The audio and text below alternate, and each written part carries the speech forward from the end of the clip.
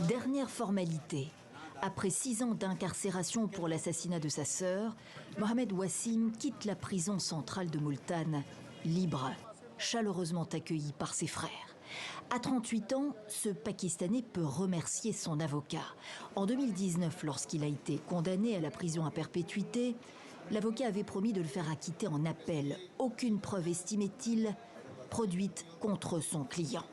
Mohamed Wassim avait pourtant revendiqué avoir étranglé sa sœur Fawzia Azim, connue sous le nom de Qandil Baloch, une célébrité des réseaux sociaux. La Kim Kardashian pakistanaise se fichait des conventions et faisait preuve d'une liberté qui hérissait les religieux.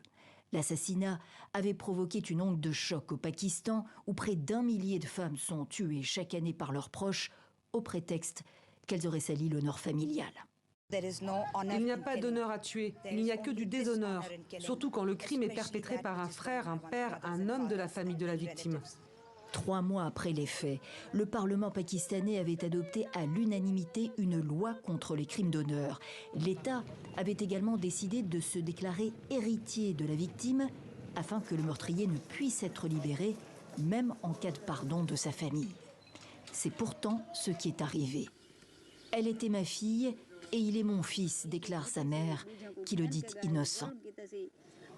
Lundi dernier, la Haute Cour de Lahore a donc acquitté le fils, convaincu par l'avocat de la famille que le crime d'honneur ne pouvait être retenu. Le pardon des proches reste recevable pour les autres crimes.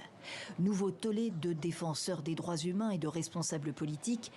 Le ministre de l'Information pakistanais exprime sa honte du système judiciaire. Le gouvernement envisage un recours devant la Cour suprême.